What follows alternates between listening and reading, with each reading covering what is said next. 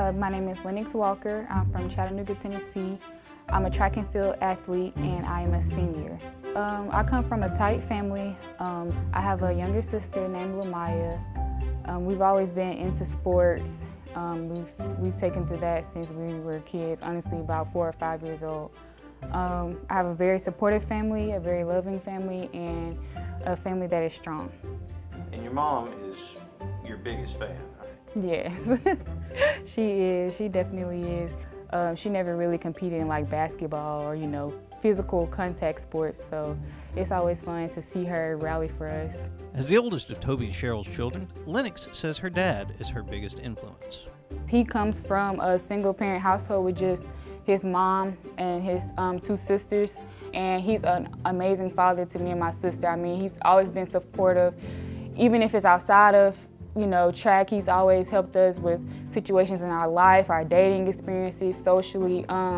He's just all around an inspiring person. From kicking a soccer ball around at an early age, Lennex knew she was fast. Fast forward to 2017, Lennex became the second female in TSSAA track and field history to win 5 state individual titles.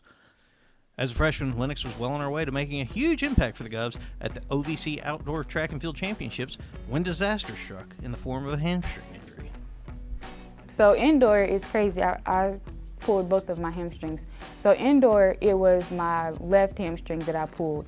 And I'd been feeling it a little bit all throughout the indoor season and practice and stuff, but it never got worse, but it never really got better. So in my head, I'm just thinking, you could push through it, not listening to my body, which I now have learned to do. But I was competing in the pentathlon, and I was scheduled to do the long jump. I was warming up for it, and then I just felt like my hamstring popped.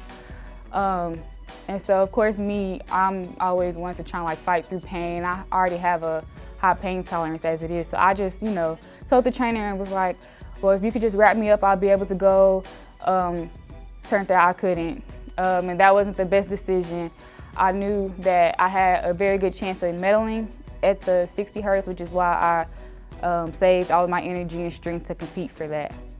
First, I thought about my team because they've always been there for me and pushed me during practices and just been really motivational before meets and after meets. Stuff might not go my way. Coming from high school, I didn't have a team necessarily. It was more so just me competing and training by myself. So to come to a school and be able to feel like a family, that's really big for me. So whenever I think about decisions or what I want to do, I think about them as well and how it'll affect them. And then 2, it was a pride thing. It's a privilege to be able to make it to the finals and be able to run. So I wanted to take the opportunity, even if I wasn't at 100%, to still show my face and let it be known that I'm here. Her sophomore season was Lennex's redemption arc, during which she received gold medals in the long jump and 100-meter dash. Her junior season, after winning the 2019 Ohio Valley Conference Indoor Championship as a team, ready to keep the medal train moving her way, Lennex was hit with yet another disaster, one no athlete in the country could see coming: COVID-19. It was definitely heartbreaking, but I think what made it a little easier to deal with is the fact that we did win. I feel like if we hadn't won, then we would have felt like we had something to prove, and that's something that lasts with you a long time. But the fact that we were able to win and accomplish all of our goals, I think it made it a little bit easier. It definitely still was heartbreaking because we had plans to go on and do the same outdoor, and it's like we were just getting started. But in reality, we have to see the bigger picture, and of course, COVID and everyone's health is more important, so that's what it has to be. Amidst the coronavirus pandemic, in May, Lennex was hit with news that she has Crohn's disease, giving her a new hurdle to navigate in her collegiate career. I was in the hospital for 10 days. Prior to that, I hadn't had any symptoms or anything. Right now, I'm still learning how to deal with the pain and the flare-ups, but I know that taking care of my body, getting enough rest, and making sure that I'm eating what I'm supposed to eat, I think that'll help me manage my pain. As far as working out, I haven't done any tough workouts, so I don't know what it would be like to actually compete at 100%, but I'm able to get through workouts, jogs, and I've been able to lift some weights and stuff, so I think I'm going to be good on that end. The big part is just going to be me listening to and understanding my body.